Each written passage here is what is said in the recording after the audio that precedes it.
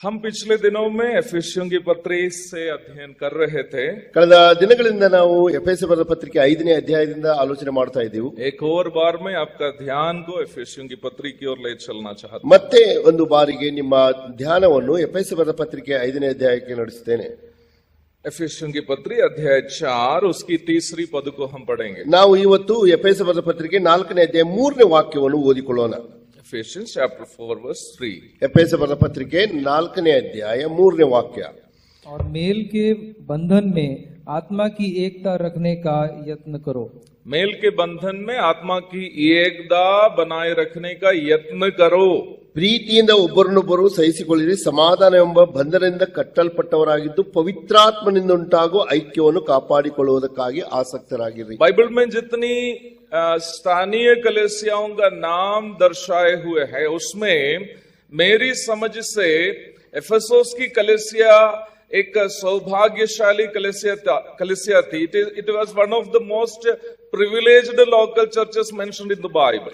ಈ ಒಂದು ಸತ್ಯವೇದದಲ್ಲಿ ಸಭೆಗಳು ಕೆಲವೊಂದು ಹೆಸರಿನಿಂದ ಅದು ಗುರುತಿಸಲ್ಪಟ್ಟಿರುವಾಗ ಅದರಲ್ಲಿ ಹೆಚ್ಚು ಸೌಭಾಗ್ಯಶಾಲಿ ಮತ್ತು ಅನೇಕ ದೇವರ ವಾಕ್ಯದಿಂದ ಪ್ರೋತ್ಸಾಹಿಸಲ್ಪಟ್ಟಂತಹ ಒಂದು ಸಭೆ ಎಫೆಸ ಸಭೆಯಾಗಿದೆ। ऐसा मैं कहने का कई कारण है। ಇದಕ್ಕೆ ಹೇಳಲಿಕ್ಕೆ ಅನೇಕ ಕಾರಣಗಳು ನನ್ನಲ್ಲಿದೆ। पौलुस के साथी अक्विला और प्रिस्किला के द्वारा इस कलीसिया की स्थापना हुई है करके माने जाते हैं। पौल ಮುಖಾಂತರ ಮತ್ತು ಅಕ್ವಿಲಾ ಪ್ರಿಸ್ಕಿಲಾ ಇವರ ಜೊತೆಗೆ ಈ ಸಭೆ ಸ್ಥಾಪಿಸಲ್ಪಟ್ಟಿದೆ ಎಂದು ನನಗೆ ಅನಿಸುತ್ತದೆ।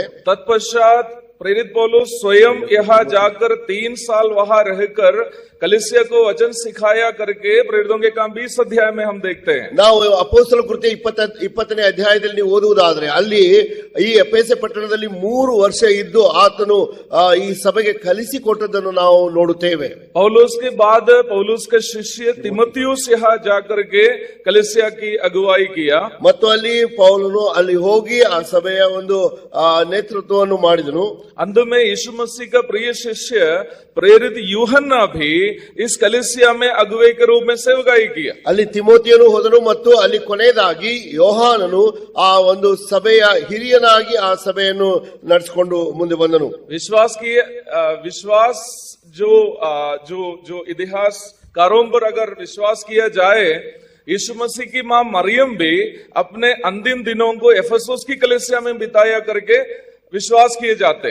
ಇತಿಹಾಸಗಾರರು ಈ ರೀತಿಯಾಗಿ ಹೇಳುತ್ತಾರೆ, ಕರ್ತನಾದ ಯೇಸು ಕ್ರಿಸ್ತನ ತಾಯಿ ಮರಿಯಳು ಸಹ ಆ ಎಫೆಸ ಪಟ್ಟಣದಲ್ಲಿರುವಂತಹ ಸಭೆಯಲ್ಲಿ ತನ್ನ ಜೀವನವನ್ನು ಕಳೆದಳು। इतने सारे वीआईपीस को हम किसी और कलीसिया में नहीं देखते। ಇಷ್ಟು ವಿಶೇಷವಾದ ವ್ಯಕ್ತಿಗಳು ಮತ್ತು ಬೇರೆ ಯಾವ ಸಭೆಯಲ್ಲಿ ನೋಡುವುದಿಲ್ಲ। अक्विला, पौलुस, तिमोथियुस और देन स्वयं यूहन्ना सिस्टर लोगों को स्वाभाविक रूप में हो सकता है मरियम भी सिखाया होगा।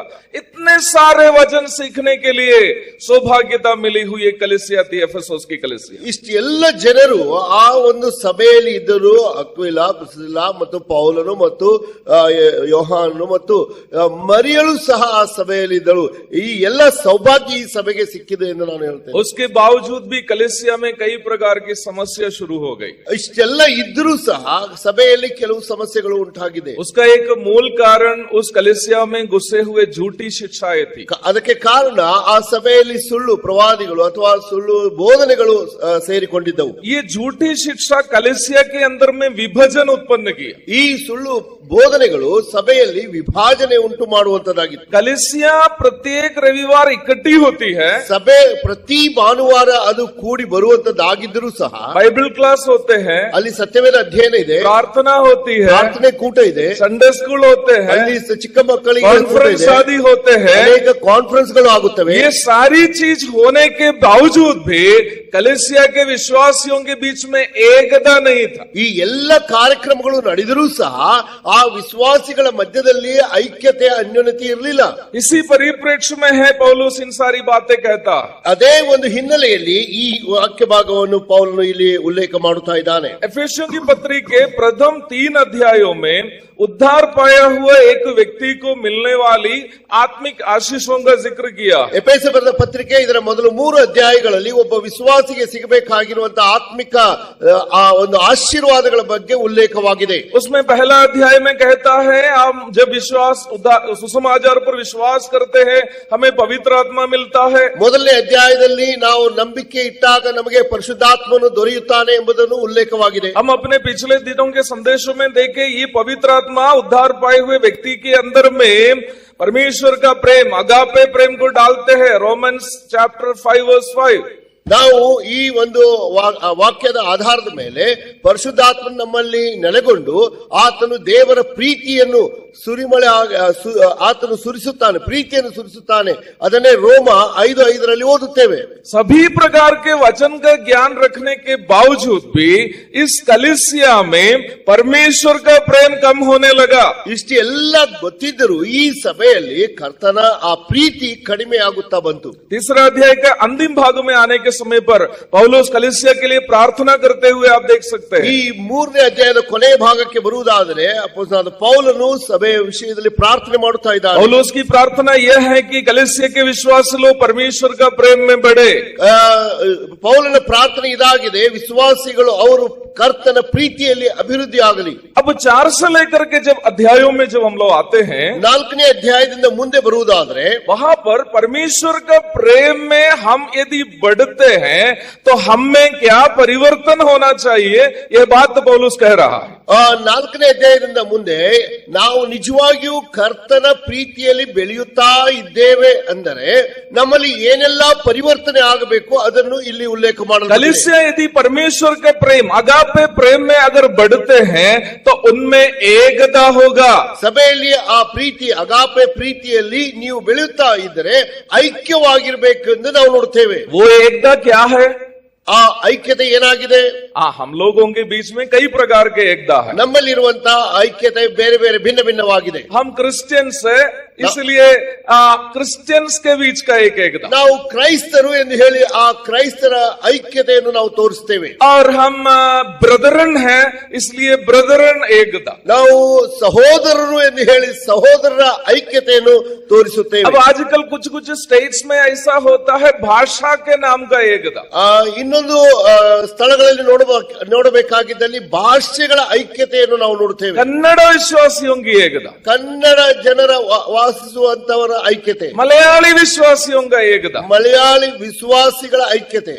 इस प्रकार का कोई एकता का जिक्र बाइबल में नहीं है. ಈ ರೀತಿಯಾಗಿರುವಂತಹ ಐಕ್ಯತೆ ಸತ್ಯವೇದದಲ್ಲಿ ಎಲ್ಲಿ ಉಲ್ಲೇಖವಾಗಿದೆ? बाइबल क्या एकता सिखाती है? ಸತ್ಯವೇದ ಐಕ್ಯತೆಯನ್ನು ಏನು ಕಲಿಸಿಕೊಡುತ್ತದೆ? आत्मा की एकता, ಪವಿತ್ರಾತ್ಮನಿಂದ ಉಂಟಾಗುವ ಐಕ್ಯತೆ, आत्मा की एकता ಪವಿತ್ರಾತ್ಮನ ಐಕ್ಯತೆ. अर्थात उद्धार प्राप्त करने के द्वारा जिन विश्वासियों के अंदर में पवित्र आत्मा आया उन विश्वासी लोग आपस में पवित्र आत्मा के द्वारा हमें मिलने वाला प्रेम से एक दूसरे के साथ करने वाला एकता. ಈ ಪರಿಶುದ್ಧಾತ್ಮನು ಯಾವಾಗ ನಾವು ರಕ್ಷಣೆ ಹೊಂದುತ್ತೇವೋ ಆವಾಗ ನಾವು ಹೊಂದುವಾಗ ಆ ಹೊಂದಿದಂತ ವಿಶ್ವಾಸಿಗಳು ಆ ರೀತಿಯಾಗಿ ಕೂಡಿ ಬಂದು ಐಕ್ಯವಾಗಿದ್ದು ಪರಿಶುದ್ಧಾತ್ಮನಿಂದ ಉಂಟಾಗುವ ಪ್ರೀತಿಯಿಂದ ಅವರು ಐಕ್ಯವಾಗಿ ಇರುವಂತವರಾಗಿದ್ದಾರೆ. मैं इस बात को स्पष्ट करना चाहता हूं मेरे प्यारो, हमारे यहाँ इकट्ठा होने का कारण ये नहीं होना चाहिए हम ब्रदरन है इसलिए इकट्ठे हुए हैं. ದಯಮಾಡಿ ಈ ವಿಷಯವನ್ನು ನಾನು ಸ್ಪಷ್ಟಪಡಿಸಲಿಕ್ಕೆ ಇಷ್ಟಪಡ್ತಾ ಇದ್ದೇನೆ. ನಾವು ಸಹೋದರರು ಎಂದು ಹೇಳಿಕೊಂಡು ಇಲ್ಲಿ ಐಕ್ಯವಾಗಿ ಕೂಡಿ ಬರುವುದು ಅಲ್ಲ. हमें ब्रदरन असेंबली के बारे में बोल रहा है. It's not a denominational harmony. ನಾವು ಬ್ರದರನ್ ಎಂದು ಒಂದು ಸಂಘಟನೆಯಾಗಿ ಕೂಡಿ ಬರುವುದು ಅಲ್ಲ. Bible doesn't teach about A denominational harmony. ಒಂದು ಸಂಘಟನೆಯಾಗಿ ನಾವು ಆ ಒಂದು ಐಕ್ಯದಲ್ಲಿ ಕೂಡಿ ಬರುವುದು ಅಲ್ಲ. Bible doesn't teach about religious harmony. ಈ ಧಾರ್ಮಿಕವಾಗಿರುವಂತಹ ಒಂದು ಐಕ್ಯತೆಯಲ್ಲಿ ನಾವು ಕೂಡಿ ಬರುವುದು ಸತ್ಯವೇದ ಕಲಿಸಿಕೊಡುವುದಿಲ್ಲ.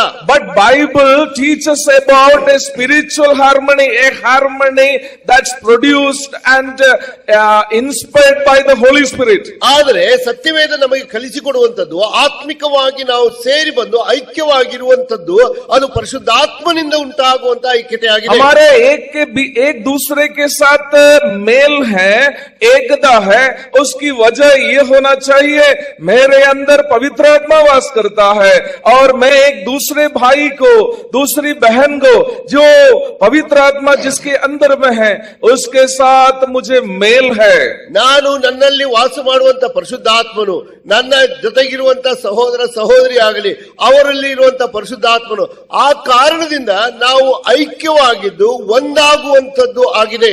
मेरे प्यारो, परिवार में हो, कलीसिया में हो, हमें एकता बनाए रखना हो तो बाइबल की शिक्षा यही है. ಕುಟುಂಬದಲ್ಲಿ ಆಗಲಿ ಸಭೆಯಲ್ಲಿ ಆಗಲಿ ನಾವು ದೇವರ ವಾಕ್ಯಕ್ಕೆ ಅನುಸಾರವಾಗಿ ಐಕ್ಯತೆ ಉಳ್ಳವರಾಗಿರುವುದು. इसलिए जैसे मैं बताई हुई बात को दोहराना चाहता हूं, परिवार में एकता बना रहना हो तो शादी उन दोनों के बीच में होना चाहिए जिसके अंदर में पवित्र आत्मा है. ನಿಜವಾಗಿಯೂ ನಾನು ಹಿಂದೆ ಹೇಳಿದ ಹಾಗೆ ಕುಟುಂಬದಲ್ಲಿ ಐಕ್ಯವಾಗಿರ್ಬೇಕಾಗಿದ್ದಲ್ಲಿ ಗಂಡ ಹೆಂಡತಿ ಅವರು ಇಬ್ಬರು ಒಂದೇ ನಂಬಿಕೆಯಲ್ಲಿ ರಕ್ಷಣೆ ಹೊಂದಿದವರಾಗಿರ್ಬೇಕು. विश्वासी अविश्वासी से शादी करने के बाद कितने भी आप बाद में कोशिश करें, काउंसलिंग करवा दे, एकता नहीं होगा. ಒಂದು ವೇಳೆ ವಿಶ್ವಾಸಿ ಅವಿಶ್ವಾಸಿಯೊಂದಿಗೆ ವಿವಾಹವಾಗಿ ಅವರು ಐಕ್ಯವಾಗಿ ಬರಲಿಕ್ಕೆ ಪ್ರಯಾಸ ಪಟ್ಟರೂ ಸಹ, ಎಷ್ಟು ಅವರಿಗೆ ಆಲೋಚನೆಗಳನ್ನು ಹೇಳಿದ್ರು ಸಹ ಒಂದಾಗಿ ಬರಲಿಕ್ಕಿಲ್ಲ. देखिए, बाइबल में बताई गई इस एकता में हमें बढ़ना हो तो कुछ बातें जो है इसी अध्याय में पौलुस बताए हुए हैं. ಈ ಐಕ್ಯತೆಯಲ್ಲಿ ನಾವು ಅಭಿವೃದ್ಧಿ ಆಗಬೇಕಾಗಿದ್ದಲ್ಲಿ ಇದೇ ಅಧ್ಯಾಯದಲ್ಲಿ ಕೆಲವು ಆಲೋಚನೆಗಳನ್ನು ಅಪೊಸ್ತಲನಾದ ಪೌಲನು ದೇವರಾತ್ಮನ ಸಹಾಯದಿಂದ ಹೇಳಿದ್ದಾರೆ. हमारी इस आत्मिक एकता को हमें बनाए रखना हो, बरकरार रखना हो, कुछ बातों को अवश्य हमें लागू करना होगा. ನಾವು ಈ ಆತ್ಮಿಕ ಐಕ್ಯತೆ ಹಾಗೆ ನಾವು ಕಾಯಮಾಗಿ ಇಡಬೇಕಾಗಿದ್ದಲ್ಲಿ ಕೆಲವೊಂದು ವಿಷಯಗಳನ್ನು ಗಮನಿಸತಕ್ಕದ್ದು. देखिए, हम उसी अध्याय का 14 और 15 पढ़ेंगे. Ephesians chapter 4 verse 14 and 15. ನಾವು 14 ಮತ್ತು 15 ವಾಕ್ಯಗಳಿಂದ ಆ ವಿಷಯಗಳನ್ನು ಆಲೋಚಿಸೋಣ. ताकि हम आगे को बालक न रहे, ताकि हम आगे को बालक ना रहे, जो मनुष्यों की ठग विद्या और चतुराई से उनके भ्रम की युक्तियों के और उपदेश के हर एक झोंके से उछाले और इधर उधर घुमाए जाते हों, वरन प्रेम में सच्चाई से चलते हुए सब बातों में उसमें जो सिर है अर्थात मसीह में बढ़ते जाएं. पौलुस एफेसस के विश्वासियों से कह रहा है ताकि हम आगे को बालक ना रहे.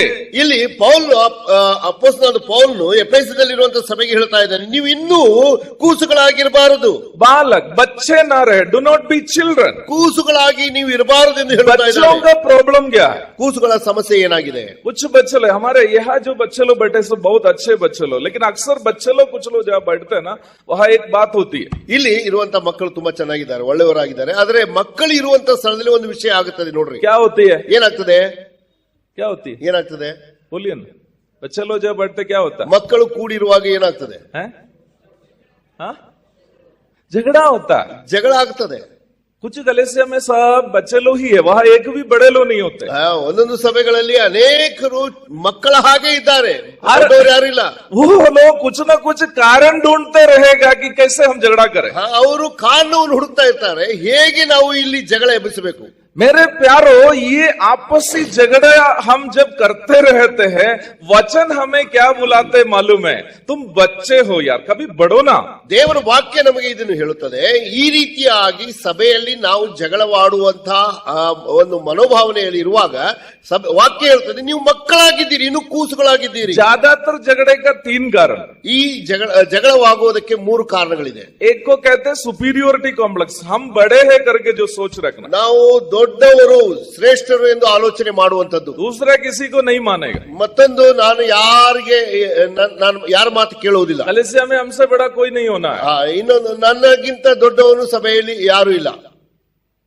मैसेज मैं दूंगा, ನಾನೇ ವಾಕ್ಯ ಸಂದೇಶ ಕೊಡುವೆನು, गाना मैं गाऊंगा, ನಾನೇ ಹಾಡು ಹಾಡುವೆನು. अरे हमको चांस क्यों नहीं दिया? ನನಗೆ ಯಾಕೆ ನೀವು ಚಾನ್ಸ್ ಕೊಡ್ಲಿಲ್ಲ? ट्रांसलेशन करने का मौका क्यों नहीं दिया? ಭಾಷಾಂತರ ಮಾಡ್ಲಿಕ್ಕೆ ನನಗೆ ಯಾಕೆ ಚಾನ್ಸ್ ಕೊಡ್ಲಿಲ್ಲ? हमको वो क्यों नहीं दिया, ये क्यों नहीं दिया? ಅದು ಯಾಕೆ ಕೊಡ್ಲಿಲ್ಲ, ಇದು ಯಾಕೆ ಕೊಡ್ಲಿಲ್ಲ? उसे कहते हैं सुपीरियोरिटी कॉम्प्लेक्स, जो बड़ा होने का भाव। ಇದು ತುಂಬಾ ಒಂದು ಶ್ರೇಷ್ಠತೆಯನ್ನು ಹೊಂದುವುದಕ್ಕಾಗಿ ಪ್ರಯಾಸ ಪಡುವುದು. दूसरा एक प्रॉब्लम है, तो उससे थोड़ा ज्यादा खतरनाक है, इंफीरियोरिटी कॉम्प्लेक्स कहते हैं, आत्महीनता का भाव, हिंदी में ऐसा कहते हैं। ಇನ್ನೊಂದು ಅದಕ್ಕಿಂತ ಒಂದು ಭಯಂಕರವಾಗಿರುವಂತದ್ದು ಆತ್ಮಹೀನತೆಯ ಒಂದು ಸ್ವಭಾವ. हम लोगों के सामने दूसरे कोई हम लोगों से थोड़ा अच्छा तारीफ बटोरते हुए हम देखेंगे ना, अंदर में लगता है कहीं तो मैं तो छोटा तो नहीं हो रहा। ಯಾವಾಗ ನಮ್ಮ ಮುಂದೆ ಯಾರಾದರೂ ಪ್ರಶಂಸೆ ಹೊಂದುತ್ತಾ ಇದ್ರೆ ನಮ್ಮಲ್ಲಿ ಒಳಗೆ ಆಲೋಚನೆ ಮಾಡೋದು, ನಾನೇನು ಇವರಿಗಿಂತ ಕಡಿಮೆ ಆಗಿದ್ದೀನಾ ಅಂತ. तब से ये कोशिश में रहेगा कि उस आदमी का बदनामी कैसे किया जाए। ಅಲ್ಲಿಂದ ಆರಂಭವಾಗುತ್ತದೆ ಈ ಮನುಷ್ಯನನ್ನು ಹೇಗೆ ನಾವು ಕೆಡಿಸಬೇಕು. ये दोनों स्वभाव अगर किसी में है, व्यक्ति को खुद सुधारना है। ಈ ಸ್ವಭಾವಗಳು ಯಾವ ವ್ಯಕ್ತಿಯಲ್ಲಿದೆ ಅವರು ಬೇಗನೆ ಸುಧಾರಣೆ ಆಗುವುದು ಒಳ್ಳೆಯದು. तीसरा एक प्रॉब्लम है, थोड़ा सा comparatively it's a small problem. ಮೂರನೇ ವಿಷಯ, ಅದು ಇದೆರಡಕ್ಕೂ ಹೋಲಿಸಿ ಮಾಡಿದ್ರೆ ಅದು ಚಿಕ್ಕದಾಗಿದೆ. उसे मिसअंडरस्टैंडिंग कहते हैं। ಅದಕ್ಕೆ ತಪ್ಪುವಾದ ತಿಳುವಳಿಕೆ ಹೊಂದುವಂತದ್ದು. अगर कोई झगड़ा मिसअंडरस्टैंडिंग के कारण होते हैं तो ये आपस में बात करने से सॉल्व हो जाएगा।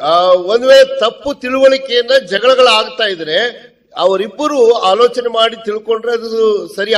बाइबल कहती है आगे को बालक ना रहे, ನೀವು ಇನ್ನು ಮೇಲೆ ಕೂಸುಗಳಾಗಿರಬಾರದು ಎಂದು ಸತ್ಯವೇದ ಹೇಳುವುದಾದ್ರೆ फिर क्या रहना है? ಹಾಗಾದ್ರೆ ಏನಾಗಿರ್ಬೇಕು? वो कहता है कि तुम प्रेम में सच्चाई कहते हुए बढ़ना है।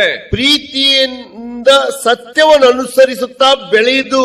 हाँ, वो सच्चाई क्या चीज को दर्शाता है मालूम है? ಸತ್ಯವು ಯಾವುದಕ್ಕೆ ಹೋಲಿಕೆಯಾಗಿದೆ ಗೊತ್ತಿದೆಯಾ? इस पूरे पत्री को शुरू से आप पढ़ के आएंगे तो पता चलेगा, वहां सच्चाई करके जो कह रहे हैं परमेश्वर के वचन का उपदेश को दर्शाता है। ನೀವು ಈ ಒಂದು ಪತ್ರಿಕೆಯನ್ನು ಆರಂಭದಿಂದ ಓದುವುದಾದ್ರೆ ಸತ್ಯ ಏನು ಎಂದು ಹೇಳುವುದಾದ್ರೆ ಅದು ದೇವರ ವಾಕ್ಯದ ಉಪದೇಶವಾಗಿದೆ. उसके ठीक पीछे फॉल्स टीचिंग अथवा झूठी शिक्षाओं के बारे में कहा है। झूठी शिक्षाओं के हर एक हवा के झोंके में इधर उधर उछाले ना जाए। ಆದ್ದರಿಂದ ಅದಕ್ಕಿಂತ ಮುಂಚೆ ಹೇಳಿದಂತ ಒಂದು ಎಚ್ಚರಿಕೆ ಮಾತು, ನಾನಾ ಉಪದೇಶಗಳಿಂದ ಕಂಗೆಟ್ಟು ಗಾಳಿಯಿಂದ ಅತ್ತಿತ್ತ ನೂಕಿಸಿಕೊಂಡು ಹೋಗುವ ಹಾಗಿರಬಾರದು. मैं बहुत ही स्पष्ट रीति में आपसे कहना चाहता हूं, वचन सिखाने वाली एक दा परमेश्वर के वचन के उपदेश पर, डॉक्ट्रिन पर आधारित है। ದೇವರ ವಾಕ್ಯ ಉಪದೇಶ ಮಾಡುವಂತವರು, ನಾನು ನಿಮಗೆ ನೇರವಾಗಿ ಹೇಳ್ತಾ ಇದ್ದೇನೆ, ಅವರು ದೇವರ ವಾಕ್ಯದ ಸಿದ್ಧಾಂತ ಮೇಲೆ ಅದನ್ನು ಒಳಗೊಂಡಿದೆ. कई लोगों को उपदेश शब्द सुनते हुए खुजली अथवा एलर्जी होता है। ಉಪದೇಶ ಎಂದು ಹೇಳಿದ ಕೂಡಲೇ ಕೆಲವರಿಗೆ ಒಂದು ನೋವು ಉಂಟಾಗುತ್ತದೆ.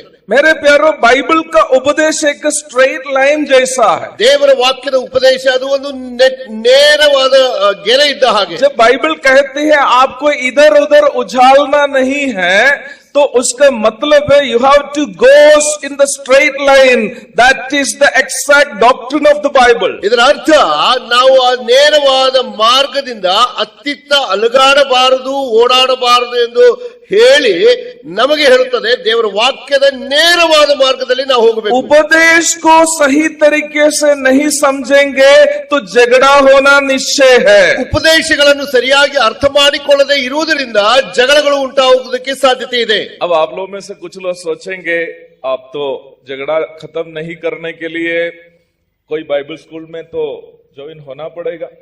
ಯಾವ್ದಾದ್ರೂ ಒಂದು ಬೈಬಲ್ ಸ್ಕೂಲ್ಗೆ ಹೋಗ್ಬೇಕು, ನಮಗೆ ಜಗಳದಿಂದ ವಿಮುಕ್ತರಾಗಬೇಕಾದ್ರೆ एक्लेसियोलॉजी सीखना है, ಎಕ್ಲೇಸಿಯಾಲಜಿ ಅಂದ್ರೆ ಸಭೆ ವಿಷಯದಲ್ಲಿ ಕಲಿಬೇಕು, न्यूमाटोलॉजी सीखना है, ಪವಿತ್ರಾತ್ಮನ ಬಗ್ಗೆ ಕಲಿಬೇಕು, एस्केटोलॉजी सीखना है। ಎಸ್ಕೆಟೋಲಜಿ ಅಂದ್ರೆ ಎತ್ತಲ್ಪಡುವುದ ವಿಷಯದಲ್ಲಿ ಕಲಿಬೇಕು. ये सब सीखते सीखते आयु पार हो जाएगा तो फिर झगड़ा तो होगा नहीं।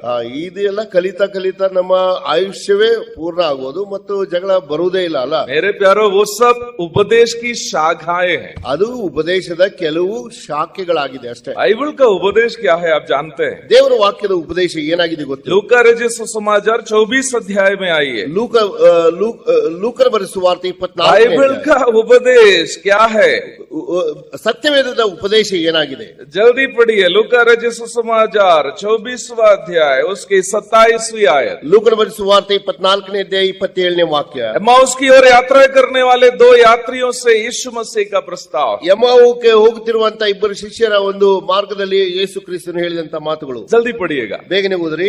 तब उसने मूसा से और सब भविष्यद्वक्ताओं तब से उसने मूसा से और सब भविष्यद्वक्ताओं की पुस्तकों से आरंभ करके सारे पवित्र शास्त्र में सारे पवित्र शास्त्र से अपने विषय में बताई गई लिखी बातों का अर्थ उन्हें समझा दिया। सारे पवित्र शास्त्र में से क्या बताया प्रभु यीशु मसीह? अपने विषय में बताए हुए बात। ನಾವು ಇಲ್ಲಿ ಓದುವಂತದ್ದು ಮೋಶೆ ಮತ್ತು ಎಲ್ಲಾ ಪ್ರವಾದಿಗಳ ಗ್ರಂಥಗಳು ಮೊದಲುಗೊಂಡು ಸಮಸ್ತ ಗ್ರಂಥಗಳಲ್ಲಿ ತನ್ನ ವಿಷಯವಾಗಿರುವ ಸೂಚನೆಗಳನ್ನು ಅವರಿಗೆ ವಿವರಿಸಿದನು। 44 उसका 44 पढ़िए। 44ನೇ अब ವಾಕ್ಯ। यीशु मसीह पर अपने प्रेरितों से कहने वाली बात आप देख सकते हैं। ಕರ್ತನಾದ ಯೇಸು ಕ್ರಿಸ್ತನು ತನ್ನ ಶಿಷ್ಯರಿಗೆ ಹೇಳುವಂತ ಮಾತುಗಳು। फिर उसने उनसे कहा, ये मेरी वे बातें हैं जो मैंने तुम्हारे साथ रहते हुए तुमसे कही थी कि अवश्य है कि जितनी बातें मूसा की व्यवस्था और जितनी बातें मूसा की व्यवस्था में हैं और भविष्यद्वक्ताओं और भजनों की पुस्तक में मेरे विषय में लिखा है। उत्पत्ति से लेकर के जितनी भी पुस्तक है अनेकों विषय का जिक्र है वहां, लेकिन बाइबल का एक उपदेश है। एक और बार पद पढ़िए। जॉन चैप्टर 5:39 यूहन्ना 5:39। ಈ ವಾಕ್ಯಗಳಲ್ಲಿ ನಾವು ನೋಡಿದ್ದೇನೆಂದರೆ ಆದಿಕಾಂಡದಿಂದ ಹಿಡಿಕೊಂಡು ನಾವು ಸತ್ಯವೇದದಲ್ಲಿರುವಂತಹ ಎಲ್ಲಾ ಭಾಗಗಳಲ್ಲಿ ಕರ್ತನಾದ ಯೇಸು ಕ್ರಿಸ್ತನ ಉಪದೇಶವು ಒಳಗೊಂಡಿದೆ। ಅದೇ ಅದು ಕಲಿಸಿಕೊಡುವಂತದ್ದಾಗಿದೆ। वहां पर यीशु मसीह फारिसियों से बात करते हुए हम देख सकते हैं, तुम पवित्र शास्त्र में ढूंढते हो और विश्वास करते हो कि उससे तुम्हें जीवन मिलती है। पवित्र शास्त्र मेरी गवाही देता है। आमीन, प्रेज द लॉर्ड। पवित्र शास्त्र मेरी गवाही देता है।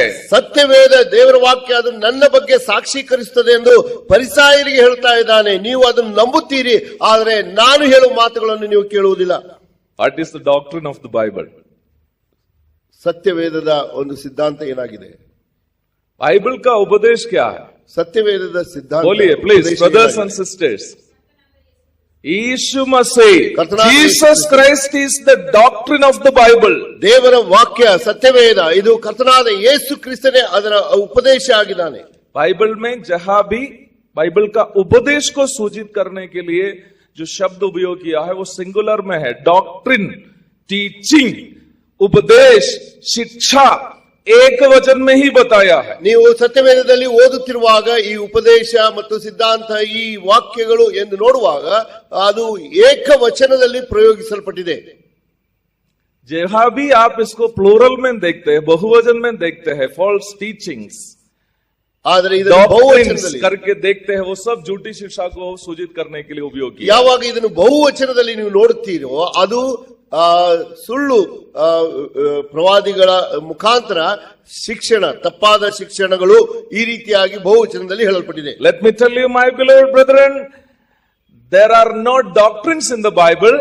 In the Bible there is only one doctrine, and that is Jesus Christ himself. ನಾನು ನಿಮಗೆ ಸ್ಪಷ್ಟವಾಗಿ ಹೇಳಲಿಕ್ಕೆ ಇಷ್ಟಪಡ್ತಾ ಇದ್ದೇನೆ, ಸತ್ಯವೇದದಲ್ಲಿ ಸಿದ್ಧಾಂತಗಳೂ ಇಲ್ಲ, ಆದರೆ ಸತ್ಯವೇದದಲ್ಲಿ ಒಂದೇ ಒಂದು ಸಿದ್ಧಾಂತ ಇದೆ, ಅದು ಕರ್ತನಾದ ಯೇಸು ಕ್ರಿಸ್ತನು ಮಾತ್ರ।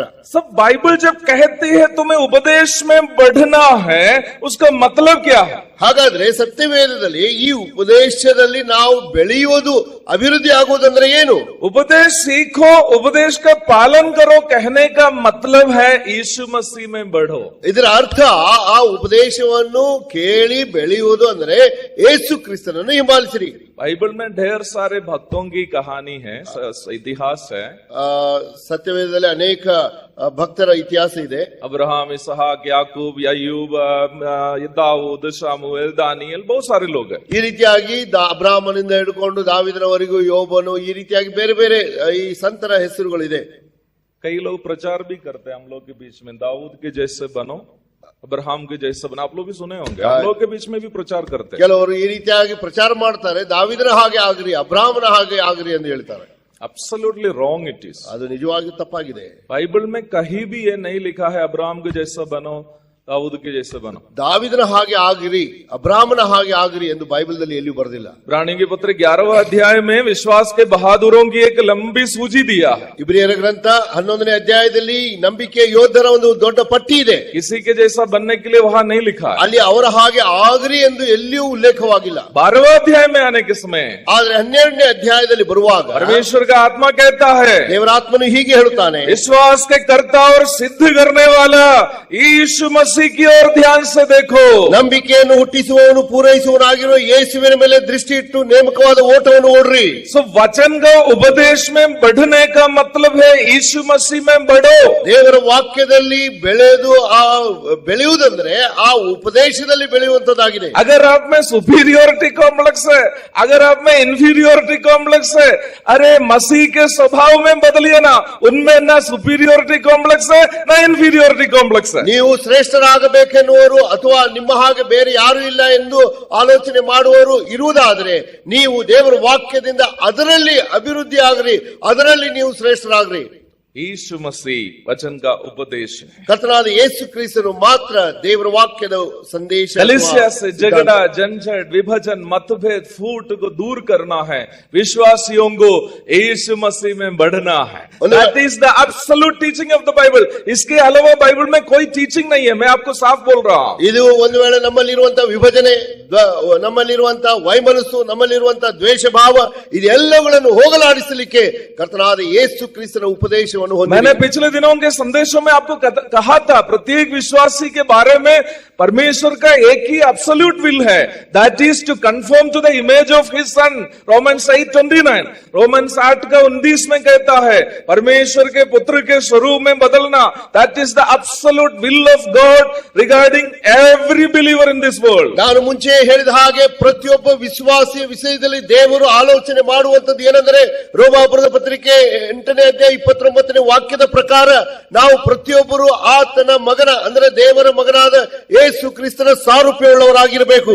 14 से नीचे की ओर पढ़ेंगे तो बहुत सारी बातें वहां एकदा बनाए रखने के विषय में देख सकते हैं, लेकिन मैं एक दो बात और दिखा करके बंद करूंगा क्योंकि हमारे पास बहुत सारे समय नहीं है. ನಮ್ಮ ಹತ್ರ ಸಮಯ ಇಲ್ಲದ ಕಾರಣ 14ನೇ ವಾಕ್ಯದಿಂದ ಅನೇಕ ಐಕ್ಯತೆ ಆಗಲಿಕ್ಕೆ ವಿಷಯಗಳಿದೆ, ಆದ್ರೆ ಒಂದೆರಡು ವಿಷಯಗಳನ್ನು ಹೇಳಿ ನಾನು ನಿಲ್ಲಿಸ್ತೇನೆ. दूसरी बात वहां पर हम लोग देखते हैं, देखिए एक बहुत ही छोटा सा एक उदाहरण पौलुस अपना बहुत चालाकी से इस भाग में एक उदाहरण लेके लाया है. ಒಂದು ತುಂಬಾ ವಿಚಾರದಿಂದ ಪೌಲನು ದೇವರಾತ್ಮನ ಸಹಾಯದಿಂದ ಒಂದು ವಿಷಯವನ್ನು ಅಲ್ಲಿ ಉಲ್ಲೇಖ ಮಾಡಿದ್ದಾನೆ. हम पहली बात देखे हैं, हमें उपदेश में बढ़ना है, अर्थात वहां पर खुद बताया है मसीह का सर तक बढ़ना है. ನಾವು ದೇವರ ವಾಕ್ಯದಲ್ಲಿ ಅಂದ್ರೆ ಆತನ ಸಿದ್ಧಾಂತದಲ್ಲಿ ಉಪದೇಶದಲ್ಲಿ ಬೆಳೆಯಬೇಕು. ಅದು ಕ್ರಿಸ್ತನ ಆ ಒಂದು ಶಿರಸ್ಸು, ಅಲ್ಲಿವರೆಗೆ ನಮ್ಮ ಬೆಳವಣಿಗೆ ಉಂಟಾಗಬೇಕು. हम इसे कह सकते हैं डॉक्ट्रिनल यूनिटी. ಅದಕ್ಕೆ ಹೇಳಬಹುದು ನಾವು सिद्धांतದ ಒಂದು ಐಕ್ಯತೆ. हमारे ब्रदरन समूह वास्तव में सिखाने वाली एकता यही है, लेकिन अनफॉर्चुनेटली हम लोग आजकल ब्रदरन करके एक डिनोमिनेशनल यूनिटी में बदल गया, जबकि हमें होना तो चाहिए उपदेश का एकता, डॉक्ट्रिनल यूनिटी, लेकिन कहीं ना कहीं हमने उससे अलग होकर के डिनोमिनेशनल यूनिटी बनाना शुरू कर दिया. ನಿಜವಾಗಿ ನೋಡಬೇಕಾದರೆ ಸಹೋದರ ಸಭೆಗಳು ಅಂದ್ರೆ ಬ್ರದರನ್ ಸಭೆಯವರು ಅವರು ದೇವರ ವಾಕ್ಯಕ್ಕೆ ತುಂಬಾ ಮಾನ್ಯತೆ ಕೊಟ್ಟು ಅದರಿಂದ ಗುರುತಿಸಲ್ಪಡುವವರಾಗಿದ್ದಾರೆ. ಆದರೆ ಇವತ್ತು ಆ ಬ್ರದರನ್ ಸಭೆಯವರೇ ಒಂದು ಸಂಘಟನೆ, ಒಂದು ಡಿನಾಮಿನೇಷನ್ ಆಗಿ ಬಿಟ್ಟಿರುವುದ ಕಾರಣ ಅವರಲ್ಲಿ ಈ ಒಂದು ಗುರುತಿಸುವುದಕ್ಕೆ ಆಗದೆ ಹೋಗುವಂತ ಕಾಲಘಟ್ಟದಲ್ಲಿದ್ದೇವೆ. आइए हम पढ़ते हैं 28वीं पद 28. 28ನೇ ವಾಕ್ಯ. वहां पर एक बहुत ही मेरी समझ से बड़ा चालाकी से कम शब्दों में एक बड़ी बात पौलुस वहां साझा किया. ಪೌಲನು ಇಲ್ಲಿ ತುಂಬಾ ಚಿಕ್ಕದಾದ ಒಂದು ಪದ ಪ್ರಯೋಗ ಮಾಡಿ ಒಂದು ದೊಡ್ಡ ವಿಷಯವನ್ನು ಆತನು ಹೇಳಲಿಕ್ಕೆ ಇಷ್ಟಪಡ್ತಾ ಇದ್ದಾನೆ. पढ़िए. चोरी करने वाला फिर चोरी ना करे, वरन भले काम करने में अपने हाथों से परिश्रम करे, इसलिए कि जिसे प्रयोजन हो उसे देने को उसके पास कुछ हो. देखिए, मान लीजिए शंकेश्वर का एक बहुत बड़ा चोर ಈ ಒಂದು ವಿಷಯ ತಿಳ್ಕೊಳ್ರಿ, ಸಂಕೇಶ್ವರದಲ್ಲಿ ಒಬ್ಬ ದೊಡ್ಡ ಕಳ್ಳನಿದ್ದಾನೆ. उद्धार पाकर कलीसिया में आ गया. ಅವನು ರಕ್ಷಣೆ ಹೊಂದಿ ಹೇಗೋ ಸಭೆಯ ಅನ್ಯೋನ್ಯತೆಯಲ್ಲಿ ಬಂದನು. अभी वो चोरी नहीं करता ಈಗ ಆತನು ಕಳುವು ಮಾಡ್ತಾ ಇಲ್ಲ. अभी वो कोई काम करके जी रहा. ಒಳ್ಳೆ ಕೆಲಸ ಮಾಡಿ ಆತನು ಜೀವನ ಮಾಡ್ತಾ ಇದ್ದಾನೆ. हम लोग क्या बताएंगे? ನಾವೇನು ಹೇಳುವೆವು? उस भाई के बारे में क्या ಆ बताएंगे? ಸಹೋದರನ ವಿಷಯದಲ್ಲಿ ನೀವು ಹೇಗೆ ಮಾತಾಡುವಿರಿ? क्या बताएंगे? ಏನ್ ಹೇಳುವಿರಿ? हाँ? आदमी अभी सुधर गया, ಈಗ ಆತನು ಸುಧಾರಣೆ ಆಗಿದೆ, अच्छा मसीह बन गया, ಈಗ ಒಳ್ಳೆ ವಿಶ್ವಾಸಿ ಆಗಿದೆ. आजकल वो चोरी नहीं करता. ಈಗ ಆತನು ಕಳ್ಳತನ ಮಾಡ್ತಾ ಇಲ್ಲ. लेकिन पौलुस कहता है ಆದ್ರೆ ಪೌಲನು ಹೇಳ್ತಾ ಇದ್ದಾನೆ, अगर वो चोरी छोड़ के कमाना शुरू किया हो तो वो एक अच्छा इंसान बन गया. ಆ ಕಳುವು ಮಾಡುವುದನ್ನು ಬಿಟ್ಟು ಆತನು ಒಳ್ಳೆ ಕೆಲಸ ಮಾಡುವುದಾದ್ರೆ ಅದು ಒಳ್ಳೆ ಮನುಷ್ಯನಾದನು. अच्छा मसीह नहीं बना है. ಆದ್ರೆ ಒಳ್ಳೆ ಕ್ರೈಸ್ತನಾಗಲಿಲ್ಲ. मैंने आपको बताया कल के भी संदेश में, बाइबल ये नहीं सिखाती है कि आप अच्छा इंसान बनो. ಆ ಸತ್ಯವೇದ ಎಂದಿಗೂ ಈ ರೀತಿಯಾಗಿ ಕಲಿಸಿಕೊಡುವುದಿಲ್ಲ, ನೀವು ಒಳ್ಳೆಯ ಒಂದು ವ್ಯಕ್ತಿ ಆಗ್ರಿ ಎಂದು ನಾನು ನಿನ್ನೆನೂ ಹೇಳಿದೆ. Bible doesn't teach you to become a good person. ನೀವು ಒಳ್ಳೆ ವ್ಯಕ್ತಿ ಆಗ್ರಿ ಎಂದು ಸತ್ಯವೇದ ದೇವರ ವಾಕ್ಯ ಹೇಳಿಕೊಡುವುದಿಲ್ಲ. Then what is the teaching of the Bible? ಆದ್ರೆ ದೇವರ ವಾಕ್ಯದ ಒಂದು ಕಲಿಸುವಿಕೆ ಏನಾಗಿದೆ? Bible teaches us to conform to the image of God's Son Jesus Christ. ದೇವರ ವಾಕ್ಯದ ಶಿಕ್ಷಣ ಅದು ದೇವರ ಮಗನಾದ ಕರ್ತನಾದ ಯೇಸು ಕ್ರಿಸ್ತನ ಸಾರೂಪ್ಯ ಆಗುವುದಕ್ಕಾಗಿ ನಮಗೆ ಕಲಿಸಿಕೊಡುತ್ತದೆ. हाँ, आप चोरी करने वाला व्यक्ति चोरी करके कलीसिया चोरी छोड़कर कलीसिया में आया, ठीक है, वो एक अच्छा इंसान बन गया. ಹೌದು, ನೀನು ಕಳುವು ಮಾಡ್ತಾ ಇದ್ದಿ, ಕಳುವು ಮಾಡುವುದನ್ನು ಬಿಟ್ಟು ಈಗ ರಕ್ಷಣೆ ಹೊಂದಿ ಸಭೆ ಅನ್ಯೋನ್ಯತೆಯಲ್ಲಿ ಬಂದಿದ್ದೀನಿ, ನೀನು यहाँ ಒಳ್ಳೆ पौलुस ಮನುಷ್ಯನಾದಿ. कहता है मसीह के स्वभाव में अगर वो बदलता हो तो वो कैसे जिएगा?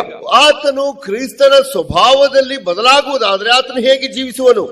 वह बता रहा है वो अधिक समय मेहनत करे, मतलब उसकी जरूरत के लिए जितना कमाना चाहिए उससे अधिक समय वो मेहनत करे, और अधिक समय की उसकी जो कमाई होते हैं वो उसके लिए कमाए ताकि कलीसिया के जरूरतमंदों की आवश्यकता पूरी हो जाए. ಇಲ್ಲಿ ಆತನ ಬಗ್ಗೆ ಬರೆಯಲ್ಪಟ್ಟಿದೆ, ಆತನು ಈ ರೀತಿಯಾಗಿ ಕಷ್ಟಪಟ್ಟು ದುಡಿಯಲಿ, ಅದಕ್ಕಿಂತ ಹೆಚ್ಚಾಗಿ ಶ್ರಮೆಯನ್ನು ಅನುಭವಿಸಿ ದುಡಿಯಲಿ, ಆ ದುಡಿದಲ್ಲಿ ಆತನ ದುಡಿತವನ್ನು ಸಭೆಯಲ್ಲಿರುವಂತ ಅವಶ್ಯವುಳ್ಳವರಿಗೆ ಅದನ್ನು ಕೊಡುವುದಕ್ಕಾಗಲಿ. सो बाइबल सिखाती है अगर आप उपदेश में बढ़ रहे हैं, मसीह के स्वभाव में बढ़ रहे हैं, आपको कलीसिया के जरूरतमंदों के प्रति एक चिंता होगी. ನೀವು ಒಂದು ವೇಳೆ ದೇವರ ವಾಕ್ಯ ಹೀಗೆ ಹೇಳುತ್ತದೆ, ವಿಶ್ವಾಸಿಗಳು ನಾವು ಬೆಳೀತಾ ಇದ್ದೇವೆ ಎಂದು ಹೇಳುವುದಾದ್ರೆ, ವಾಕ್ಯದಲ್ಲಿ ಬೆಳೆಯುತ್ತಾ ಇದ್ದೇವೆ ಅಂದ್ರೆ ಸಭೆಯಲ್ಲಿ ಇರುವಂತಹ ಅವಶ್ಯಕತೆ ಉಳ್ಳಂತ ವಿಶ್ವಾಸಿಗಳ ಅವಶ್ಯಕತೆಗಳನ್ನು ಪೂರೈಸುವುದಕ್ಕಾಗಿ ನಾವು ಪ್ರಯಾಸ ಪಡುವವರಾಗಿ. मेरे प्यारो, अगर आप कमा रहे हैं, आप चोरी नहीं कर रहे, हत्या नहीं कर रहे, व्यभिचार नहीं कर रहे, कुछ नहीं, आप कोई काम कर रहे हैं, कमा रहे, अपने पत्नी और बच्चों को ठीक ठाक देख रेख कर रहे हैं, कलीसिया में आ रहे जा रहे हैं, तो यही सब तो समाज के लोग भी तो कर रहे हैं. ನೀವು ಒಳ್ಳೆಯದಾಗಿ ದುಡಿಯುತ್ತಾ ಇದ್ದೀರಿ, ಕಷ್ಟಪಡ್ತಾ ಇದ್ದೀರಿ, ನೀವು ನಿಮ್ಮ ಕುಟುಂಬವನ್ನು ನೋಡಿಕೊಳ್ತಾ ಇದ್ದೀರಿ, ನೀವು ಯಾವುದೇ ತರವಾದ ಕೆಟ್ಟ ಕಾರ್ಯಗಳನ್ನು ಮಾಡ್ತಾ ಇಲ್ಲ, ಈ ರೀತಿಯಾಗಿ ಹೊರಗಡೆ ಇರುವಂತಹ ಅನ್ಯರು ಸಮಾಜದಲ್ಲಿ ಮಾಡ್ತಾ ಇದ್ದಾರೆ. मैं आपसे पूछना चाहता हूं, क्या संगेश्वर के सभी अविश्वासी चोर हैं? ನಿಮ್ಮ ಸಂಕೇಶ್ವರದಲ್ಲಿ ಇರುವಂತಹ ಎಲ್ಲ ಅನ್ಯರು ಅವಿಶ್ವಾಸಿಗಳು ಅವರೇನು ಕಳ್ಳರಾಗಿದ್ದಾರೋ? संगेश्वर के सभी अविश्वासी हत्यारे और व्यभिचारी है क्या? ಈ ಸಂಕೇಶ್ವರದಲ್ಲಿರುವಂತಹ ಎಲ್ಲ ಅವಿಶ್ವಾಸಿಗಳು ಅವರೇನು ಕೊಲೆಗಾರರು ವಿಚಾರರಾಗಿದ್ದಾರೋ? अगर ये समाज के सभी लोग वैसे होते तो हम लोग इतना शांति से यहाँ बैठ करके 4 दिन मीटिंग नहीं करते. ಒಂದು ವೇಳೆ ಆ ರೀತಿಯಾಗಿ ಅವರು ಇರುವುದಾಗಿದ್ದರೆ ಈ ರೀತಿಯಾಗಿ 4 ದಿನ ನಾವು ಕೂಟಗಳನ್ನು ಮಾಡ್ಲಿಕ್ಕೆ ಆಗ್ತಿರ್ಲಿಲ್ಲ. आप भी बस कमा रहे हैं, जी रहे हैं, खा रहे हैं, तो आप और अविश्वास में अंदर क्या हुआ? ನೀವು ಗಳಿಸುತ್ತಾ ಇದ್ದೀರಿ, ನೀವು ಬೆಳೀತಾ ಇದ್ದೀರಿ, ಜೀವಿಸ್ತಾ ಇದ್ದೀರಿ, ನಿಮ್ಮಲ್ಲಿಯೂ ಮತ್ತು अन्यರಲ್ಲಿ ಇರುವಂತಹ ವ್ಯತ್ಯಾಸ ಏನು?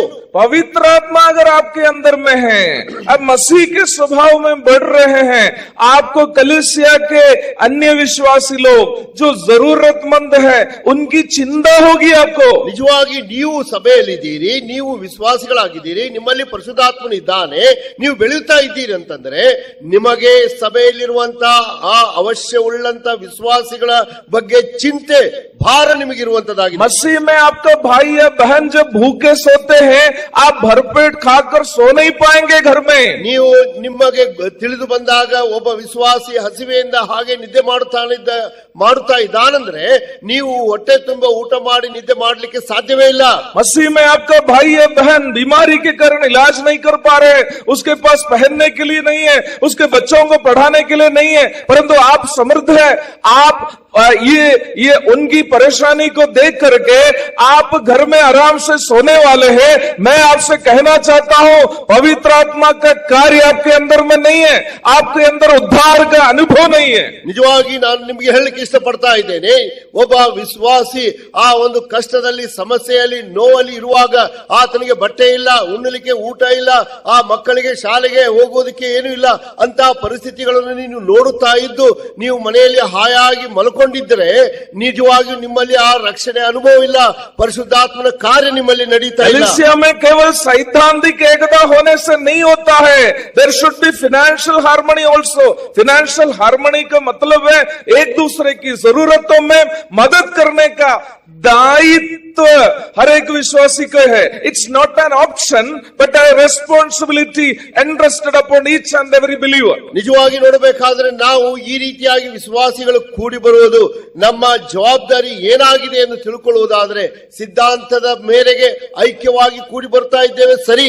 ಆದರೆ ನಾವು ಆರ್ಥಿಕವಾಗಿ ಒಬ್ಬರಿಗೊಬ್ಬರು ಸಹಾಯ ಮಾಡುವಂತವರು ಆಗಿದ್ದೇವೆ। ಇದು ನಮ್ಮ ಜವಾಬ್ದಾರಿಯಾಗಿದೆ, ನಮ್ಮ ಕೆಲಸ ಅಲ್ಲ, ಇದು ಜವಾಬ್ದಾರಿಯಾಗಿದೆ। हमारे प्रभु यीशु मसीह समाज के अनाथों, विधवाओं, गरीबों और अशरणों और पीछे पड़े हुए लोगों के साथ, पिछड़े हुए लोगों के साथ थे। ಕರ್ತನಾದ ಯೇಸು ಕ್ರಿಸ್ತನು ಈ ಲೋಕದಲ್ಲಿದ್ದಾಗ ಆತನು ಅನಾರೋಗ್ಯದಲ್ಲಿದ್ದವರನ್ನು, ಬಡವರನ್ನು,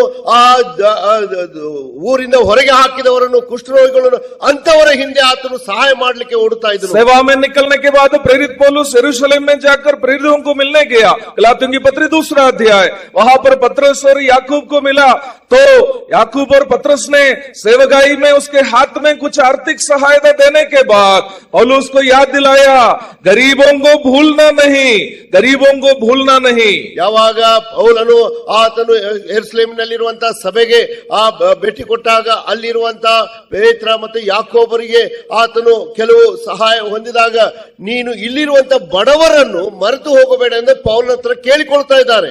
भारत में आए हुए ब्रदरन मिशनरी लोग बहुत हद तक जो है गरीबों और अशरणों को उठाने की कोशिश किया। ये बहुत दुखजनक बात है कि वर्तमान ब्रदरन समूह, जो मैं अपने आप को भी जोड़कर इस बात को कह रहा हूं कि हम लोगों को हमारे समाज के और हमारे समाज के बाहर के भी क्यों ना हो, अशरणों और जरूरतमंदों की चिंता नहीं है।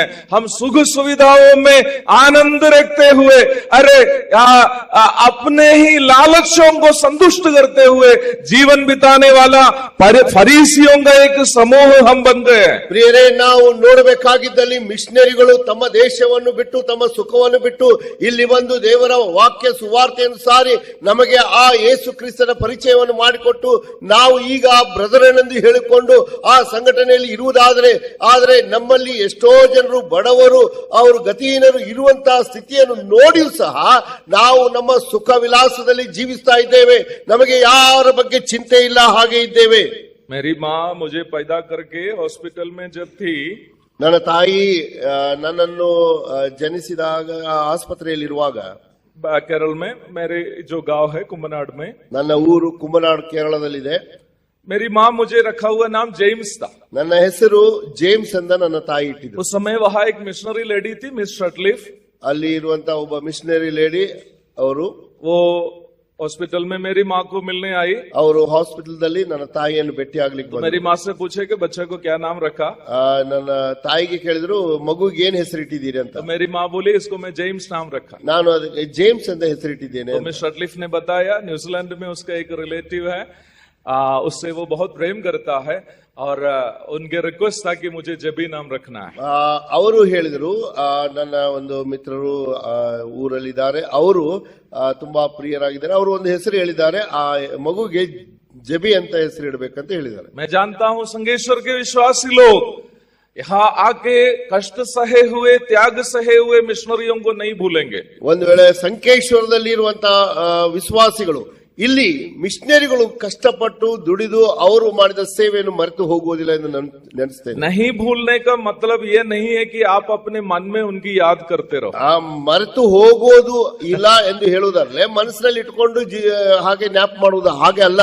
वो तो आसान काम है, उसमें कोई खर्च नहीं है. ಅದು ತುಂಬಾ ಸರಳವಾದ ಕೆಲಸ, ಅದರಲ್ಲಿ ಏನು ಖರ್ಚಿಲ್ಲ ಅಲ್ಲ. अगर उनके त्याग को आप याद करते हैं तो क्या करना है? ಅವರ ಒಂದು ತ್ಯಾಗವನ್ನು ನಾವು ಸ್ಮರಿಸಿಕೊಳ್ಳಬೇಕಾದ್ರೆ ಏನು ಮಾಡಬೇಕು? 100 years ago, 100 वर्ष के पूर्व यहाँ आकर कोढ़ियों को, अपाहिजों को हाथों में उठाकर सेवा किए हुए मिशनरियों से आपको अगर उनकी याद आपको है तो आप उस सेवकाई को जारी रखिए.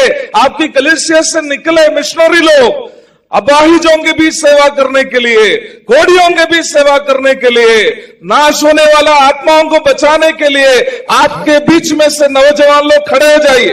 ಇವತ್ತು ನಾನು ಇಲ್ಲಿ ನಿಮ್ಮ ಹತ್ರ ವಿನಂತಿಸಿಕೊಳ್ತಾ ಇದ್ದೇನೆ, ಒಂದು ವೇಳೆ ಆ ಮಿಷನರಿಗಳು ಆ ದಿನಗಳಲ್ಲಿ ಬಂದು ಆ ಒಂದು ಕುಷ್ಠರೋಗಿಗಳನ್ನು ಕೈಗಳಲ್ಲಿ ಎತ್ತಿಕೊಂಡು ಸೇವೆ ಮಾಡಿದ್ದಾಗಿದ್ದಲ್ಲಿ, ಇವತ್ತು ನಾವು ಸಭೆಯಾಗಿ 100 ವರ್ಷಗಳಾಯಿತು, ಇವತ್ತು ಈ ಸಭೆಯಿಂದ ನೀವು ಆಚೆ ಕಡೆಗೆ ಹೋಗಿ ನಶಿಸಿ ಹೋಗುವಂತಹ ಆತ್ಮಗಳಿಗಾಗಿ ಪ್ರಯಾಸ ಪಡುವಂತದ್ದಾಗಲಿ ಅಥವಾ ಆ ಒಂದು ಬಲಹೀನತೆಯಲ್ಲಿರುವಂತಹ ಜನರ ಮಧ್ಯದಲ್ಲಿ ಹೋಗಿ ಸೇವೆ ಮಾಡುವುದಕ್ಕಾಗಿ ಯವನಸ್ಥರು ಎದ್ದೇಳಿರಿ ಎಂದು ನಾನು ಕೂಗುತ್ತೇನೆ. केरल की कलीसियाएं बढ़ने का कारण ये नहीं है कि केरल के प्रचारक लोग अंग्रेजी में वचन सिखाया. केरल में स्थानीय लोग खड़े होकर के मलयालम भाषा में, ताई भाषा, कन्नड़ा में मैंने सार से सीखा, ताई भाषा में उन लोगों ने मलयालम में वचन सिखाया. इसलिए केरल की कलीसियाएं वचन में खड़े हो गए. ಯಾವಾಗ ಕೇರಳದಲ್ಲಿ ಇಷ್ಟು ಅಭಿವೃದ್ಧಿ ಆಗುವುದಕ್ಕೆ ಕಾರಣ ಏನೆಂದು ಯೋಚನೆ ಮಾಡುವುದಾದರೆ ಅವರು ಇಂಗ್ಲಿಷ್ ಭಾಷೆ ಕಲಿತಿರುವಂತ ಅಲ್ಲ, ಆ ಮಿಷನರಿಗಳು ಮಲಯಾಳಂ ಕಲಿತು ಮಲಯಾಳಂ ಭಾಷೆಯಲ್ಲಿ ಸಭೆಯಲ್ಲಿ ದೇವರ ವಾಕ್ಯ ಕಲಿಸಿದರು. ಆ ವಾಕ್ಯದಿಂದ ಅವರು ಬೆಳೆದರು, ಹಾಗೆ ಅವರು ಅಭಿವೃದ್ಧಿ ಆದರು. Sir, I sincerely salute you for your love to Kannada and your burden to teach the word of God in the ತಾಯಿ ಭಾಷಾ ಕನ್ನಡ. ಸರ್, ನೀವು ನಿಮ್ಮ ತಾಯಿ ಭಾಷೆ ಕನ್ನಡವನ್ನು ಅಷ್ಟು ಪ್ರೀತಿಸಿ ಅದರಲ್ಲಿಯೇ ದೇವರ ವಾಕ್ಯ ಕಲಿತು ಇವರಿಗೆ ಕಲಿಸಿಕೊಡ್ತಾ ಇದ್ದೀರಿ, ನಿಮಗೆ ಸಲ್ಯೂಟ್. यहाँ एक एक स्थानीय लोग प्रभु की सेवा के लिए निकलना. ಒಬ್ಬೊಬ್ಬರು ಈ ಸ್ಥಳೀಯ ಸಭೆಯವರು ದೇವರ ಸೇವೆಗಾಗಿ ಹೊರಟು ಹೋಗಿರಿ. ओ वचन सिखाना, ವಾಕ್ಯವನ್ನು ಕಲಿಸಿಕೊಡ್ರಿ. गरीबों की सेवा करना, ಬಡವರ ಸೇವೆ ಮಾಡ್ರಿ. उसके लिए भाई लोगों को ही नहीं है सब सेवा. ಆ ಒಂದು ಸೇವೆ ಕೇವಲ ಸಹೋದರರಿಗೆ ಮಾತ್ರ ಅಲ್ಲ. मैं पिछले दिन वो 95 साल का आंटी को मैंने मिला है. मैंने उससे पूछा कि आप कब यहाँ आया? 1964 में यहाँ आकर के यहाँ के लोगों के बीच में सेवा किया है. क्यों आप लोगों के बीच में से कोई अभी वहां नहीं है? ಸಹೋದರಿಗಳ ಸಭೆ, ಸಹೋದರಿಗಳ ವಿಷಯದಲ್ಲಿ ನಾನು ನಿಮ್ಗೆ ಹೇಳಲಿಕ್ಕೆ ಇಷ್ಟಪಡ್ತಾ ಇದ್ದೇನೆ. ಕಳೆದ ದಿನಗಳಲ್ಲಿ ನಾನು 95 ವಯಸ್ಸಿನ ಒಬ್ಬ ಸಹೋದರಿಯನ್ನು ಭೇಟಿಯಾದೆ. ಅವರು ಭಾರತ ದೇಶಕ್ಕೆ 1964ನೇ ವರ್ಷದಲ್ಲಿ ಬಂದ್ರು. ಅವರು ಮಾಡಿದ ಸೇವೆಯನ್ನು ನೋಡುವುದಾದ್ರೆ ನಿಮ್ಮಲ್ಲಿ ಯಾಕೆ ಆ ಒಂದು ಮನಸ್ಸಿಲ್ಲ? ನೀವು ಯಾಕೆ ಆ ಸೇವೆಯಲ್ಲಿ ಇಲ್ಲ? आज हमारे बच्चे लोग यूएस और यूके जा रहे हैं, तो उसके वजह है यूएस और यूके में रहने वाले वो प्रभु के दास लोग अपनी सौभाग्यताओं को त्याग कर हमारी मिट्टी में आकर के वो अपना खून और पसीना में दिया, उसका फायदा है हम जो उठा रहे हैं. अगर ऐसी बात है तो हमें अपने लोगों की चिंता क्यों नहीं है? ಯಾಕಂದ್ರೆ ಇವತ್ತು ನಮ್ಮ ಮಕ್ಕಳು ಅಮೆರಿಕ, ಇಂಗ್ಲೆಂಡ್, ಯುರೋಪ್ನಲ್ಲಿ ಹೋಗ್ಲಿಕ್ಕೆ ಮನಸ್ಸುಳ್ಳವರಾಗಿದ್ದಾರೆ, ಅಲ್ಲಿ ಹೋಗಿ ಜೀವಿಸ್ತಾ ಇದ್ದಾರೆ.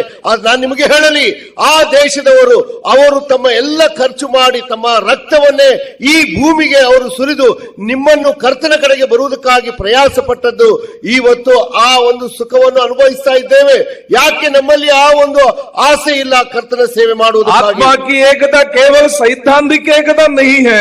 कलीसियाओं में जरूरतों की, आवश्यकताओं की पूर्ति करके आर्थिक एकता भी लाना हमारा दायित्व है. ಪ್ರಿಯರೇ, ಆತ್ಮಿಕವಾಗಿ ನಾವು ಈ ಸಿದ್ಧಾಂತದ ಮೇಲೆ ಐಕ್ಯವಾಗಿರುವುದು ಇದು ಮಾತ್ರವೇ ಅಲ್ಲದೆ ನಾವು ಆರ್ಥಿಕವಾಗಿಯೂ ಒಬ್ಬರಿಗೊಬ್ಬರು ಸಹಾಯ ಮಾಡುವಂತದ್ರಲ್ಲಿಯೂ ಇದು ಎಲ್ಲದರಲ್ಲಿ ನಾವು ಐಕ್ಯವಾಗಿದ್ದು ಅಭಿವೃದ್ಧಿ ಆಗುವುದು ಅವಶ್ಯವಾಗಿದೆ. अब एकता बनाए रखने के लिए एक आसान बात बोलकर मैं समाप्त कर रहा हूं. ಐಕ್ಯತೆ ಆಗಿ ಇರುವುದಕ್ಕಾಗಿ ಒಂದು ಸರಳವಾದ ವಿಷಯವನ್ನು ಹೇಳಿ ಮುಕ್ತಾಯ ಮಾಡುತ್ತೇನೆ. आइए 32वीं आयत को हम पढ़ेंगे. 32ನೇ ವಾಕ್ಯ. 32 32ನೇ ವಾಕ್ಯ. एक दूसरे पर कृपालु और करुणामय हो, एक दूसरे पर कृपालु और करुणामय हो, और जैसे परमेश्वर ने मसीह में तुम्हारे अपराध क्षमा किए, जैसे परमेश्वर ने मसीह में तुम्हारा अपराध क्षमा किया है, वैसे ही तुम भी एक दूसरे के अपराध क्षमा करो. एक दूसरे का अपराध क्षमा करो. ಒಬ್ಬರಿಗೊಬ್ಬರು ಉಪಕಾರಿಗಳಾಗಿಯೂ ಕರುಣೆಯುಳ್ಳವರಾಗಿಯೂ ಕ್ಷಮಿಸುವವರಾಗಿಯೂ ಇರ್ರಿ. ದೇವರು ನಿಮಗೆ ಕ್ರಿಸ್ತನಲ್ಲಿ ಕ್ಷಮಿಸಿದಾನಲ್ಲ. तिरुकुरल करके जो विख्यात पुस्तक है उसमें एक ऐसा प्रस्ताव है कि माफी नहीं करना है, भूल जाना है. ತಿರುಕುರಲ್ ಎಂಬ ಒಂದು ಪುಸ್ತಕದಲ್ಲಿ ಈ ರೀತಿಯಾಗಿ ಉಲ್ಲೇಖವಾಗಿದೆ, ನೀವು ಕ್ಷಮಿಸಬಾರದು, ಮರೆತು ಹೋಗಬೇಕು. क्योंकि कभी कभी हम क्षमा करते हैं लेकिन भूलते नहीं. ಆದ್ರೆ ಕೆಲವೊಂದು ಸಾರಿ ನಾವು ಕ್ಷಮಿಸ್ತೇವೆ, ಆದ್ರೆ ಮರೆತು ಹೋಗುವುದಿಲ್ಲ. ಆದುದರಿಂದ लेकिन इस पद का अर्थ ये दोनों से भी अंदर है. ಆದ್ರೆ ಈ ಒಂದು ಪದದಲ್ಲಿ ಬರೆದಿರುವಂತಹ ಮಾತು ಅದು ಎರಡರಲ್ಲಿಯೂ ಒಳಗಿದೆ.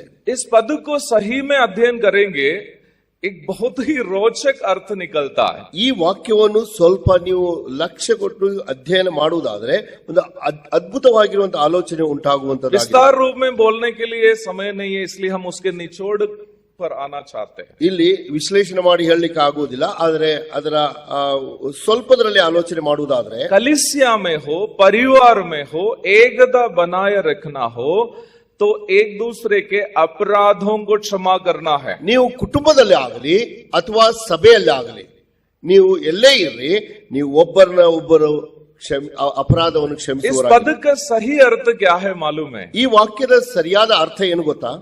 जानबूझ करके हार मानना. ನೀವು ಬೇಕೆಂದು ಹೇಳಿ ಸೋಲುವಂತದ್ದು, ಸೋತು ಹೋಗುವಂತದ್ದು. अर्थात ಅದರ ಅರ್ಥ, जिस लड़ाई आप आराम से जीत सकता है, ಯಾವ ಒಂದು ಜಗಳ ಅಥವಾ ಯುದ್ಧ ನೀವು ಸರಳವಾಗಿ ಜಯಿಸಬಹುದು, आप जानबूझ करके हार मान रहे ताकि अगला जीत जाए. ಬೇಕೆಂದು ಹೇಳಿ ನೀವು ಅಲ್ಲಿ ಸೋತು ಹೋಗುವುದು ಕಾರಣ ಆ ಮತ್ತೊಬ್ಬನು ಗೆದ್ದು ಹೋಗಬೇಕು. मैं कुछ दिन पहले व्हाट्सएप में एक वीडियो देखा. ನಾನು ವಾಟ್ಸ್ಆಪ್ ದಲ್ಲಿ ಒಂದು ವಿಡಿಯೋ ನೋಡಿದೆ ಕೆಲವು ದಿನಗಳ उस ಹಿಂದೆ. वीडियो में एक पिताजी अपना 4 या 5 साल के लड़की के साथ ये पंजगुस्ती कर रहा है. पंजगुस्ती कहता है ना, इससे जो होता है ना, ऐसे ये जो ये वाला, ये हार नहीं मान रहा. ಕೆಲವು ದಿನಗಳ ಹಿಂದೆ ಒಂದು ತಂದೆ ತನ್ನ ಮಗಳ ಜೊತೆಗೆ ಈ ರೀತಿಯಾಗಿ ಒಂದು ಕುಸ್ತಿ ಆಡ್ತಾ ಇದ್ರು. ऐसे पंजगुस्ती कर रहा है.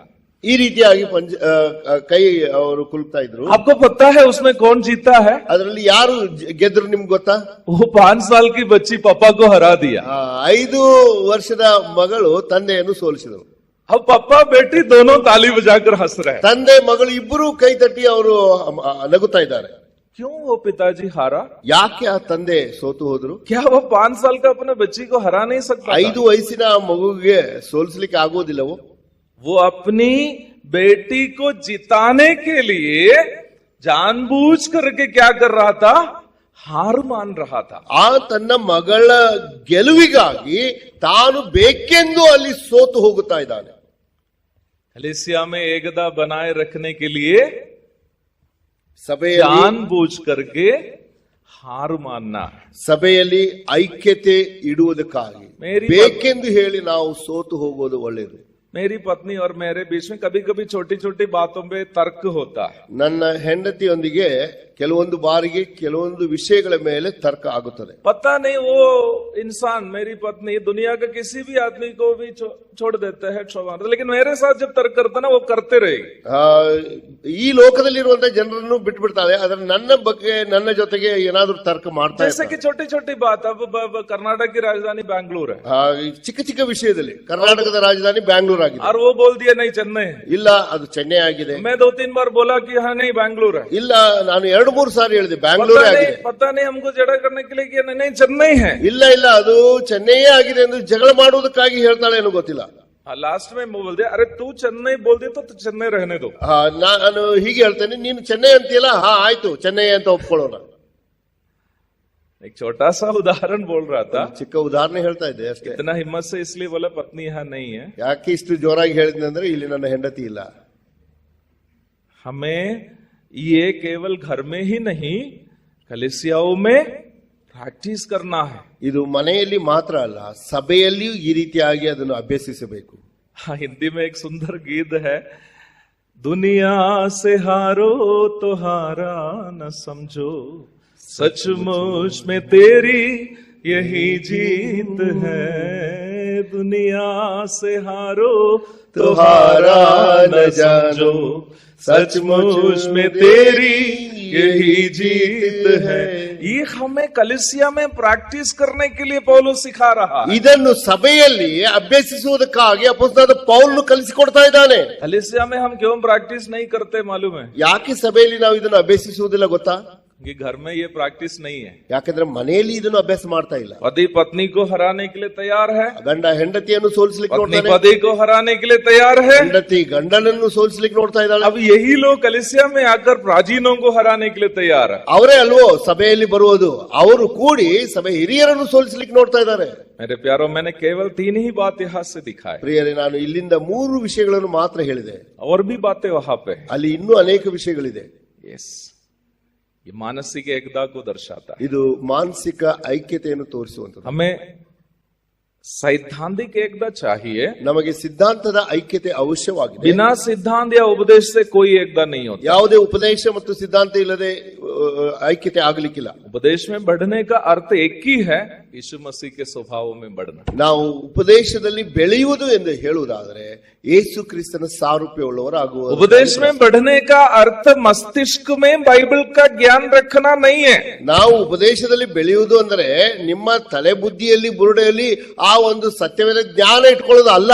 उपदेश में बढ़ने का अर्थ यीशु मसीह के स्वभावों को हमारे दैनिक जीवन में लागू करना. ಉಪದೇಶದಲ್ಲಿ ಬೆಳೆಯುವುದಂತಂದ್ರೆ ಕರ್ತನಾದ ಯೇಸು ಕ್ರಿಸ್ತನ ಸ್ವಭಾವವನ್ನು ನಮ್ಮ ದಿನನಿತ್ಯ ಜೀವಿತದಲ್ಲಿ ಅದನ್ನು वो ಅಳವಡಿಸಿಕೊಳ್ಳುವಂತದ್ದಾಗಿದೆ. हमारे व्यक्तिगत जीवन में होना चाहिए, ಅದು ವೈಯಕ್ತಿಕ ಜೀವಿತದಲ್ಲಿ ಬೇಕು, हमारे पारिवारिक जीवन में होना ಅದು चाहिए, ನಮ್ಮ ಕುಟುಂಬ ಜೀವಿತದಲ್ಲಿ ಅವಶ್ಯ, हमारे कलीसिया के जीवन में होना ನಮ್ಮ चाहिए. ಸಭೆಯ ಜೀವಿತದಲ್ಲಿ ಅದು ಅವಶ್ಯ. हाँ, वही है उपदेश में बढ़ने का अर्थ. ಆ ಒಂದು ಉಪದೇಶದಲ್ಲಿ ನಾವು ಬೆಳೆಯುತ್ತಾ ಇದ್ದೇವೆ. उपदेश में अर्थात यीशु मसीह में जब हम बढ़ते हैं, उसका परिणाम है हमें एक दूसरे की चिंता होती है. ಯಾವಾಗ ನಾವು ಆ ಉಪದೇಶದಲ್ಲಿ ಬೆಳೆಯುತ್ತಾ ಇರುತ್ತೇವೋ ಆವಾಗ ನಮ್ಮ ಒಬ್ಬರ ಮತ್ತೊಬ್ಬರ ಚಿಂತೆ ಅಥವಾ ಭಾರ ಉಂಟಾಗುವಂತದ್ದಾಗಿದೆ. जब हम एक दूसरे की चिंता करते हैं, ನಾವು ಒಬ್ಬರನ್ನೊಬ್ಬರು ಚಿಂತಿಸ್ತಾ ಇರುವಾಗ हमें कभी भी खुद जीतने का मन नहीं करेगा. ಯಾವಾಗಲೂ ನಾವು ಸ್ವತಃ ಗೆಲ್ಲಬೇಕು ಎಂಬ ಆ ಒಂದು ಆಸೆನೇ ಇರುವುದಿಲ್ಲ. जब वास्तविक प्रेम अगर है तो जो लड़ाई जीत सकता है उससे हारने में आनंद मिलेगा. ನಿಜವಾಗಿ ವಾಸ್ತವವಾಗಿ ಯಾವುದನ್ನು ನಾವು ಸಾಧಿಸಬೇಕಾಗಿದೆಯೋ ಅಲ್ಲಿ ಗೆಲ್ಲುವುದಕ್ಕಿಂತ ಸೋತು ಹೋಗುವುದರಲ್ಲಿಯೇ ನಮಗೆ ಆನಂದ ಇದೆ. प्रभु आप सबको आशीष दे. ದೇವರು ತಾನೇ ನಿಮ್ಮೆಲ್ಲರನ್ನು ಆಶೀರ್ವದಿಸಲಿ. आमीन. ಆಮೆನ್.